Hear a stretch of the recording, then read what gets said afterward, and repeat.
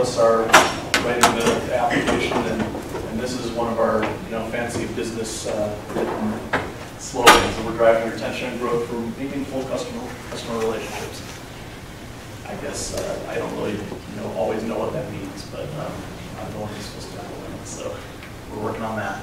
We're always looking for new developers. I know I didn't make it sound very exciting, but we're working with some cool technology, and we get a lot of freedoms to make decisions about what stack we're using, what direction we want to go with the technology, and how we're going to accomplish solving these problems. So I'm here today to talk about Backend as a service, and I have a confession to make.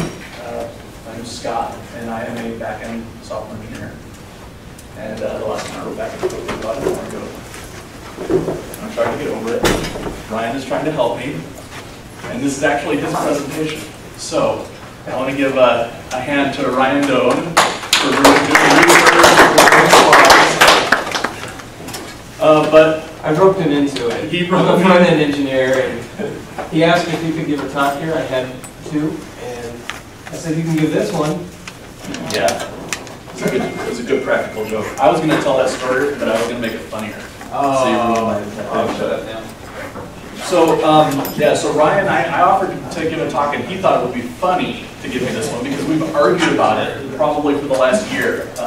He gave this last year at the I think the Utah JS conference at the Salt Lake Library, and there was a lot of the audience was all front-end engineers and web developers, and I was probably the only back-end engineer in the audience trying to give him support. So really quick, I just want to get a feeling for the room. Who here would consider themselves a front-end software engineer?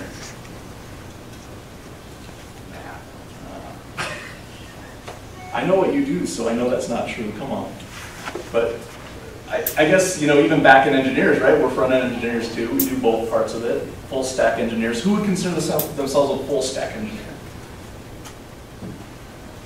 How about just back-end engineers? Okay. Well, that's excellent. That's a good mix. I like it. That means I don't have to get into too many arguments. I want to, when I do presentations, I don't like to just stand up here and spout all my opinions. If you guys feel like you have something that you want to contribute and say, I want you to raise your hand. I want to have a little bit of a dialogue going back and forth if people have stuff that they want to contribute. So, some of my details, I have a master's degree in backend development. Ryan must have messed with my slides. I have a master's degree in computer science. And I have 15 years of IT experience in a lot of different things. The reason I'm showing you this is I want to give you kind of a feeling for where I come from. Originally I started, I've been writing code since I was about 10 years old or whatever, classic person who was born to be a developer. But I couldn't get a job at development because I didn't have a degree, and I had to support my family. So I did technical support, I was a server administrator for a while, I worked in client services, dealing with customers and solving problems for people who are trying to implement our software. Then from there I went into data conversion, which is an interesting story if anyone cares to hear it later. Then desktop application development, then web developer. And really probably anybody that considers themselves a front-end engineer doesn't really care about any of this stuff I did. It's all just right here. And then whatever I am now. I don't know how to define myself now because I don't consider myself a back-end engineer. I don't consider myself a front-end engineer. I write code for a living because code is what we need to do to get our product out there and solve the problems. But what I would really call myself, I'm going to give you some words. A solutions architect, probably. If I had to pick a title for myself, which I can do because I work at a 7-person company, so I would call myself a solutions architect. I want to choose whatever technology or resources needed to get the job done. I'm technology agnostic, really. There's a few things that I don't like. I'm not a fan of Windows. I don't like Ruby, so I apologize to the Ruby developers here. I'm an open source advocate and a functional programmer as frequently as I can be. So we're going to show you now one of Ryan's original slides. The back end is dead. And I'm actually going to make Ryan explain what he means by that. I'm going to put him on the spot because I didn't tell him I was going to do that. What do you mean by the back end is dead? Well, that takes a whole presentation to present. So you should be able to sum it up in an elevator pitch. backend is dead. It's a little bit of a, I'm taking the mickey out of it, but it's you totally put me on the spot. Well, you don't need to. I don't want to make it uncomfortable. So, but what I'm hearing from the back end is dead is not that the back end is dead, right? No, it's that you don't have to program it. You want to abstract it, abstract away all the back end so you can focus on what your users actually interact with. Yes. So I appended it. The back end is dead. Long live the back end. And what I mean by that is, yeah, we don't want to always write that code, right? How many people in here have written API code? Yeah. How many people loved writing API code? Oh, wow, one person. You, sir, may leave. No, I'm just kidding. You can come back, too, if you want.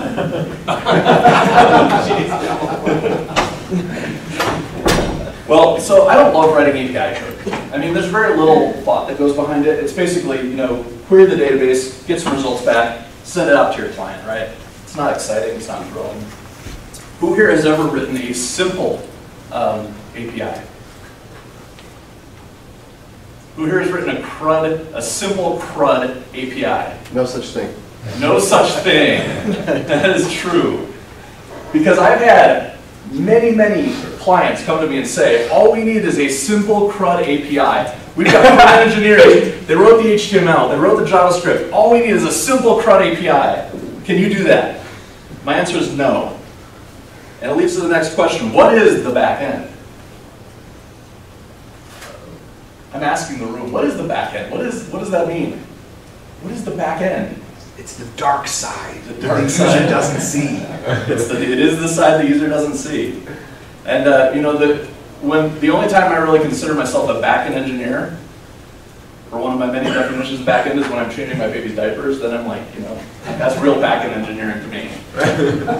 Yeah, it's interesting because the back end is things that do data and process data with the back end, but then there's the big question of how much business logic should go in the back end and how much in the front. Absolutely. And that's an excellent point. So, instead of back-end as a service, I made a new definition for BaaS. Broad definitions as a service. Back-end means so much, it means so many different things to different people. So in the original slide deck, we had this, and I totally agree with this slide. I love this slide. And it goes back to what you're saying about the back-end being everything that the user doesn't see. Right? When we write web applications today, we're writing HTML, CSS, JavaScript. Our functionality goes into the application. It's like writing a desktop app back in the day, right? We're not writing web apps anymore. We're writing desktop applications that run in the browser. And all that other stuff is all the stuff that goes behind it that the user doesn't care about, And a lot of times we don't want to care about it either. So just to give a really brief history of web applications, some of us have been here and some of us have not. But who here has written a servlet-based web application? Wow, very few. So back in the day, it's not even that long ago, but in technology, it was back in the day. We would write all of the logic to render all of our HTML and JavaScript and everything in our Java application. So if you're a Java developer, you would write a controller that would generate views and then spit the views out to the web browser on request. Now, there was JavaScript in there, and so there was some logic going on in the front end, but mostly it was just DOM manipulation. It wasn't anything exciting. It was just moving things around on that same page. And then the next time you wanted to go to a page, you would say, hey, give me the next page. The backend would do a whole bunch of logic here with services, query the database, all the business logic, generate the page, give it back to the client again, and then they do the next thing. Now, that's kind of old-fashioned, so I found all these cool diagrams on here, and I don't know if they're free to use or not, but I use them. But really, these two diagrams, on first glance, look identical, right? They have the same number of lines going back and forth. The only thing that's changed is, down here, instead of making more requests for pages, you're requesting JSON through Ajax, right? We're all familiar with that model. What we've really done is taken the complexity, the business logic that was in the back end, and we moved it all into the front end, And I'm saying all just as kind of a primer for what we're talking about with the back end as a service, but we have to divide up the business logic and decide what belongs where. Sometimes we want some stuff on the back end, sometimes we want it on the front end. And it's like a constant decision about where we're going to put that logic. So, some of Ryan's slides again. I'm going to give you credit every time I show one of your slides. When they're my slides, I just won't say anything. So what is Backend as a service? Backend as a service aims to get rid of all of that. I don't know if that's possible. I mean, it probably is. Everything's possible, right? But I don't know if that's always a good idea. It's cool, you know. And for the people here who consider themselves just front-end developers, or I didn't ask the question, who in here considers themselves a web designer? Web page designer? Just designer? No? But like a web designer, this is exactly what you would want, right? You wouldn't want to have to write any of this logic. You would just want to draw your page. You know, our designer that we work with, he always says it's exciting for him to see his designs come to life because he just draws things and they don't move, you know, and we make the stuff move. But as a designer, I think he would like to just design it and have it just work, right? And not even have to deal with the JavaScript part of that. But again, how much of that is realistic? Anybody in here a WordPress developer? So, front-end developers want to be able to focus just on this, right? When we look at the stack of a typical Java application, these are all the pieces that, again, this is Ryan's slide. These are all the pieces that we have to deal with. We've got the infrastructure piece. So in here, and these aren't, you know, perfectly divided up either, but you know, we've got all our servers, we've got our hardware, you know, we've got file storage, we've got networking, all those things that we need to deal with, that we needed to deal with back when we used to host our own servers, right? Does anybody here work for a company that hosts its own servers? IHC? That's weird. And why do you do that? Why do you guys need to do that? Why do we need to do Yeah, why do you need to? Why couldn't you just go to all cloud for IHC? The underlying issue is privacy. And that's important, right? That's a big, important issue. So for you guys, implementing something that provides infrastructure as a service probably doesn't work. Or it may work in some cases, but not all the cases, right? So the piece that we're talking about right now is backend as a service, and if you look at that, there's a whole bunch of stuff that traditionally goes into that. We've got our very front part, you know, our Java application that deals with the REST API, deals with authentication, user management, all that stuff. You've got these libraries behind it, you know, you've got an ORM. That shouldn't be on there. You've got Spring, you know, whatever else you've got to use. Then you've got the Tomcat server that's serving that up. Behind all that, you've got all this operating system stuff that you got to deal with, you know, even if you're using something that provides your platform as a service, you got to deal with that. So there's some infrastructure as a service providers there. People that we're familiar with. I put Azure on there for you, Ryan, specifically. Then we've got platform as a service provider. And I didn't have time to look up providers for all of these, but a lot of those are the same as the ones that do infrastructure. You know, here you might have, you know, Cloud Foundry or DigitalOcean, people like that, that, you know, offer you different types of containers or different things, droplets that you can put a Tomcat server into, and then you just have to deploy your application. Right? So backend as a service encompasses that entire thing. So they abstract away the platform, they abstract away the infrastructure, they even abstract away the backend piece of it, so that all you're dealing with is that little tiny sliver that you got to do for your application. And then software as a service, which is what the customer sees. Okay. But what do they provide? What does a typical backend as a service provider provide? Backend cloud storage, RESTful API, additional features, that's a little bit big. Ryan, what did you mean by that? On the spot again. User management, security, social networking services, push notifications. That sounds like a lot of stuff. Does anybody deal with a, okay, so does anybody here use a backend as a service right now? What do you use? Parse. Parse, okay. Does Parse provide all this stuff? Yeah, I think so. Do you use all of it? I don't use push notifications, but the rest of it, yeah. Have you guys ever run into something that you wanted to do that Parse couldn't accommodate? Yeah, I mean, this query language isn't really complex, so if you need complex queries, you got to do some extra logic on the complex like relationships and stuff. Yeah, yeah, and that's an example I'm going to bring up later is the relationship part of it because that seems to be a common thing with backend as a service providers. Okay, so some more features that they have. Wow, that list is getting really big. Okay, all of this stuff is stuff that typically is done on the back end, right? That's an interesting one right there. Client and code generation, that's like a servlet type logic. So really, the concern that we have here, I'm going to actually skip some of these things because there's lots of services out there. Why should I care about backend as a service? Okay? As a software engineer, I think we've already covered that we care about backend as a service because we don't want to have to write all the code that does all those things, right? So for us, as application developers, we want to really split this in half and have part of our application go down here and push it down further on the stack, right? So that we don't have to worry about it.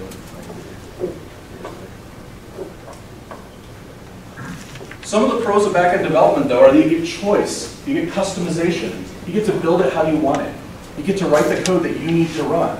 A lot of the complexity that we have in the back end is there for a reason. It's there because we need to solve problems in a specific way.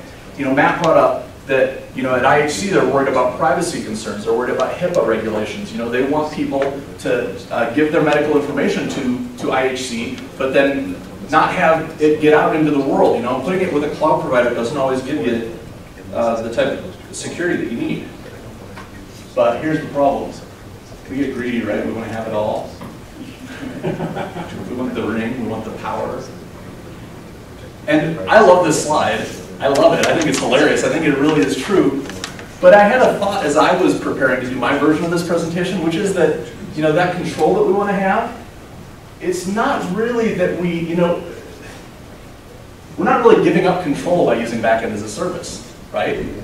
Because there's still the same complexity that we had in the application before, because we need the application to do certain things, okay? And whether we're using a backend as a service or not, we've always got the complexity. And this is a great quote, too.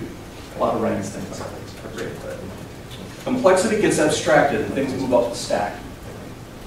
So I had to think about this a lot because originally when I said, I was like, oh, he's saying the backend is complex and we need to get rid of it. But that's not really what it means. What it means is the complexity has gotten moved. Complexity never really disappears, you know?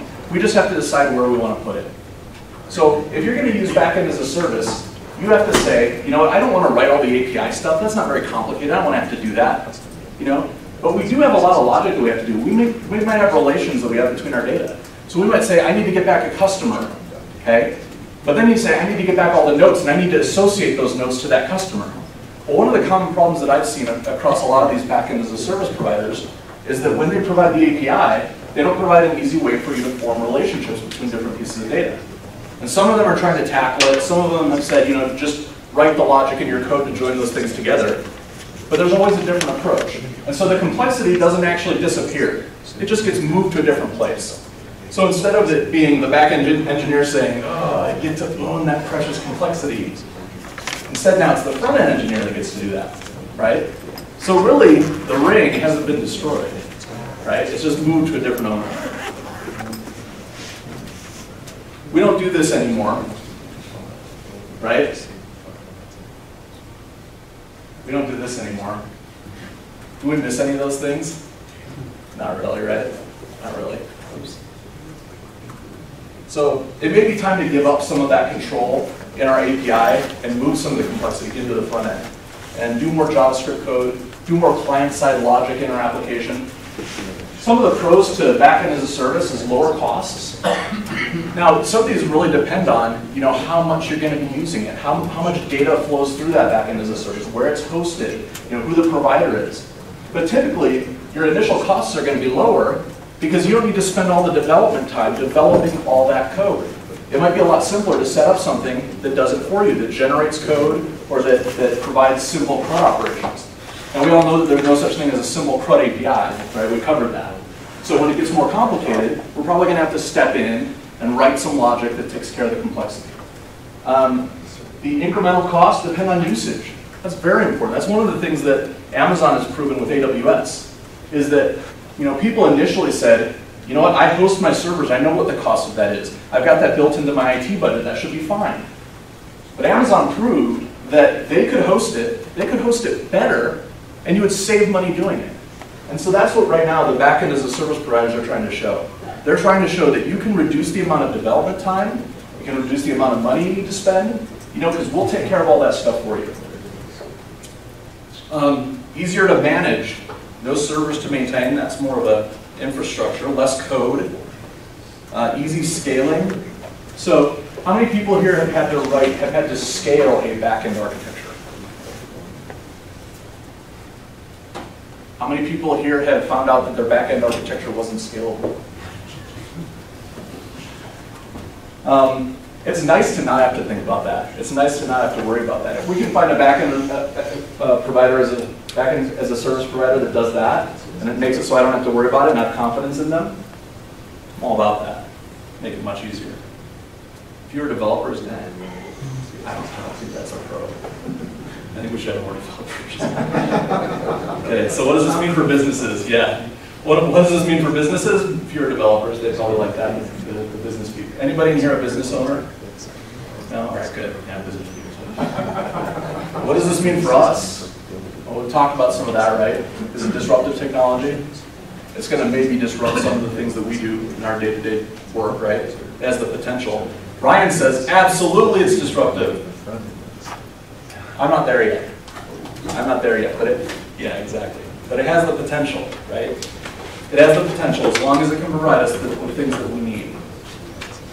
As businesses understand the lower cost, they will adopt backend as a service just as they have infrastructure as a service. I believe this is true. I think that right now the backend as a service marketing engines need to ramp up a little bit more, and then business people are going to start to see that. And when developers go and say, "Yeah, we're going to write this backend. Here's the architecture we got planned," the business person's going to say, "Hey, I saw this ad for a backend as a service. It's like $20 a month. Why don't I just do that?" And then we're going to have to do it. That's just the reality, because lower cost leads to adoption. So, has anybody here seen this? Ryan introduced me to this, the Gartner hypothesis. Okay. Right now, backend as a service. Again, Ryan, I think maybe is being a little bit optimistic. I don't think we're even quite there yet. I think we're kind of like down here, technology trigger. We're seeing the need for it, right? We're seeing that none of us wants to sit in a room and write, put and get and post and delete over and over and over and over again. And so we have to watch out as technology advocates, right? Because when we get to that peak of inflated expectations, that's where the business owners are saying to us, "I saw this thing for $20 a month. You guys are going to take 3 months to write this. I can get it right now. All you have to do is click a couple buttons and you got an API." We know that's not true. So we're going to crash to this, right? And then hopefully eventually it'll become a productive part of our work day. So is it the future of web app development? I think it might be nice if it was, It might take away some of the things that we got to worry about that are kind of irritating, take a lot of our time, that aren't valuable. Is it viable today? Is anyone using it in production? Here's some people that are. There's some names here that you'll recognize. I mean, Apple, obviously, Salesforce. Salesforce is actually interesting because they use some backend as a service. Backend service providers. But they also are a backend as a service provider. And I don't know if everyone knows, but the Salesforce owns Heroku. So that's interesting. Apogee also is a backend as a service provider, and they also use some other services. And that takes me to my next point that I want to make, which is, again, what is the backend? The backend isn't just writing an API, right? You, as a backend developer, your business owner says, "I want an API." You go and you write the API. You write all the database queries. You write your posts, your deletes, your posts, your options called, your head called. Head? Does anyone use head? And then the business owner says, "Well, you know what I really want? Every night, I want a job to run that goes out and it takes all of the customers and it finds all the customers that have 3 E's in the name and it merges them together with all the customers who have spent over $100 in the last 6 months." Come on, that's not that far from being realistic, to be honest. Really, there's not a lot of backend as a service providers that will do something like that for you. So one of the things that we need to do as software engineers when we're developing our stack is Whoa. We gotta sift through all that. These are all the different backend as a service providers. It's people that provide different types of things. You know, you've got mobile services, mobile SDK. Holy cow. How do we get through all that?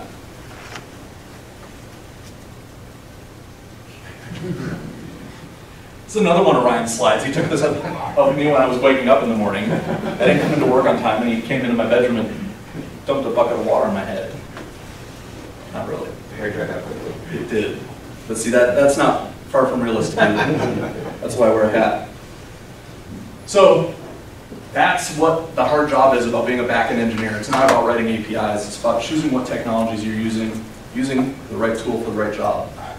Dad. That's Ryan's dad. My dad didn't say that. My dad said, "Go out for cigarettes, I'll be back in an hour."